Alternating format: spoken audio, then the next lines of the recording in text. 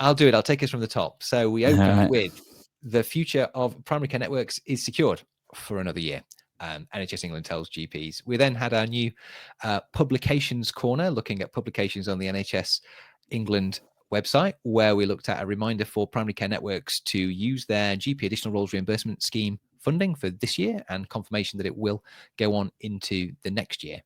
We had a look at the annual assessment of integrated care boards, so people can go there, do Control F and search for their local ICB and look at how they're performing against 4 or 5 different areas in a short summary. Might be useful if you want to influence your ICB, know where they're doing well and know where they need to improve. We looked at the most recent family and friends test data to see how primary care is performing compared to other areas of the NHS. Gosh, we looked at lots, didn't we? We looked at a story about the GP workforce crisis, a survey looking at GP locum and salary GPs experience finding work, and also talking to practices about why they can't employ all of these GPs, with funding and estates being top reasons cited.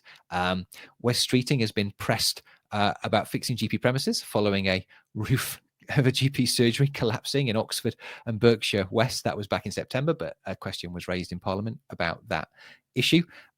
NHS England holds off publishing GP ARS figures, so we explored how effective has that scheme been. Aim to get 1,000 GPs. It looks like possibly about 300, although data is a little bit difficult to get hold of, have been filled. GPs warned against using artificial intelligence, and Gandhi gave us an exploration of the DPIA process, and we might learn more about that in the future. And we talked about hospitals, NHS England telling hospitals to implement standardized referral criteria for GPs, and explored that a little bit. And we ended with a scheme from Leicester and Leicestershire and Rutland ICB and Frimley ICB, who are pilot areas for new models of funding to replace the Carhill formula. Gosh, that was a lot. That was an amazing roundup, Andy, and so amazing that you managed to take us over 100 plus live views whilst doing it. Wow.